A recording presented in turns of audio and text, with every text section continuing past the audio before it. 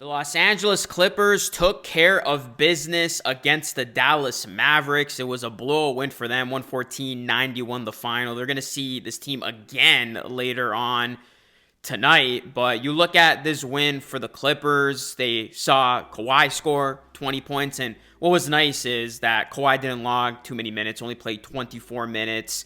Zubats had 14 points, 13 rebounds in 27 minutes. Norman Powell had 14 points. As you look at Powell, he has actually set a new career high for three-pointers made in a single season with 172 and counting. And James Harden logged 30 minutes, had 13 points as well. And then how about Bogdanović, man? Like, what would the Clippers record have been if Bogdanović was with this team at the start of the season? I'll tell you this much. They would be a lot higher than they are now. He's been such an X factor. He had a nice, cool 12 points, 6 assists, and 4 rebounds from off the bench. He continues to be such a difference maker for this team. And Bogdanović, he hit a three-pointer and then pointed at James Harden on the Clippers bench and then stirred the pot. So I love that. You could tell he has just meshed so well with his teammates. And then Eubanks had 12 points. This was a no doubt about him win, and this is exactly the type of win the Clippers needed. Can't be losing games like this, especially when they control their own destiny for the 6th seed. Just got to continue to win these games. And you look at the Clippers, they shot 49% from the field, 46% from 3. The Mavs shot 4 for 20 from 3. So it's just an abysmal shooting game by the Mavericks. Clippers all rebounded. The Mavs, as the Clippers, they continue to show why they are one of the best teams in the league. When James Harden and Kawhi Leonard share the court. This was before their matchup against the Mavericks. They actually have a 118.8 offensive rating, which is 5th, 106.7 defensive rating, which is 2nd, and plus 12.2 net rating, which is 2nd.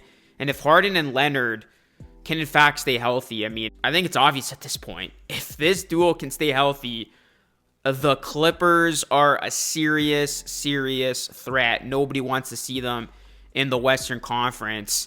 And you look at them here, handled their business exactly how they're supposed to, took advantage of a shorthanded Mavericks team. The Clippers have now won 13 of their last 16 games as they're trying to get to that top 6 and lock in that 6th spot. Of course, that is so important because you avoid the play-in tournament. The Clippers, they are the 7th seed, but they're tied with the Timberwolves.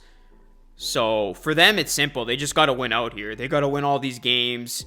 And you look at the Clippers, guys, they have just been on an unbelievable run lately. And you look at this chart, and it shows basically how good the Clippers have been in their last 10 games in the efficiency landscape. Number 2 in net, number 3 in offense, number 2 in defense. And basically it just shows you that they have the personnel to really defend at a high level. And even offensively, you know, they have started to flourish. And I think that's what makes this team so scary, is the fact that they were always a really good defensive team. But now they've actually just turned into an offensive juggernaut when Kawhi is on the floor. Like, this offense has looked a lot better. So they were a great defense. Their offense has gotten better with Kawhi playing as well as he has. This team looks downright terrifying. I mean, nobody wants to see the Clippers when their offense is now humming and they're just playing high quality ball. Like, this is just an up and down high quality team right now. The contributions that they're getting, and we've seen a big enough sample size to suggest that this is real. This isn't just a flash in the pan. This is one of the best teams in the NBA, and they have the personnel that solidifies the fact that they should be one of the best teams in the NBA. Like, they are very complete with their defensive offensive balance. We're seeing it game to game now.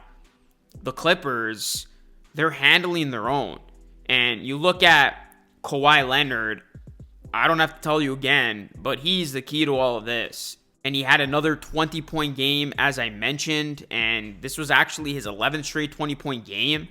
The Clippers are 9-2 during that stretch. So Kawhi is healthy.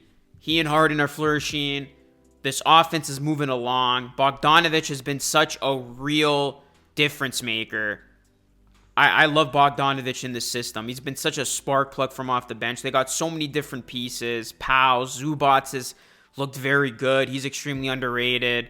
The Clippers, they just got to continue to win these games. And for them, you got to get into that top 6. You do not want to be in the play-in. And, of course, you do not want to potentially take on OKC in the first round. Although number 7 isn't the worst thing in the world, I would say, just because right now it's the Houston Rockets and the Lakers are not going to catch them, it appears.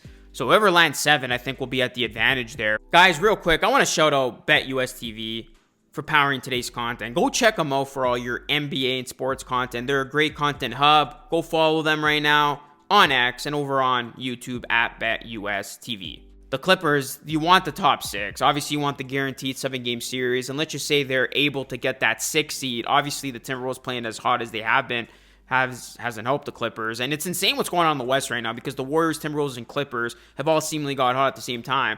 But let's just say the Clippers do snag that 6 seed. You might be taking on the Lakers or the Nuggets in the first round. So then, that begs the question, are the Clippers better suited being the 7 seed, just winning the one play-in game, and then you get the Rockets? But I think you don't want to leave it to that because then, of course, if you were to lose that game, then you got to win or else you're out. And if you do win, you play the Thunder. So there's a lot of variables at stake. I'd be interested to hear all of your opinions down below. What do you think is the ideal Clippers situation? Who would you want to see them play in the playoffs? It really is interesting. But you look at the Clippers' remaining games, they're probably going to do a whole lot more winning. I mean, they got the Mavericks again, the Spurs who are tanking, the Rockets. Are the Rockets going to have the 2 seed locked up by then? Are they going to be resting guys? Kings who have been awful. And then the Warriors game to close out the season, is that going to mean something? So the Clippers, they're going to be favored to win a lot of these games, especially when they're playing like this. But this was another sound win for Los Angeles. They're now 27-11 at home. They have quickly become one of the best home teams in all of the NBA. And I mean, they got such a great home court advantage. And that's something that doesn't get talked about enough, I don't think. And Ty Lue said, our fans have been incredible. The wall has been extremely loud. We just have to keep it going. So this is a Clippers team that they continue to get it done, guys. And I feel like they're just building nice momentum. And right now, with the way they're playing, I don't think they care where they finish. They're just going to take on the opponent in front of them. So let me know your thoughts, guys. Drop a like on the video. Subscribe to the channel if you're new. That's it for me. It's Luke signing off. Thanks so much for watching. I will catch you all again in the next one.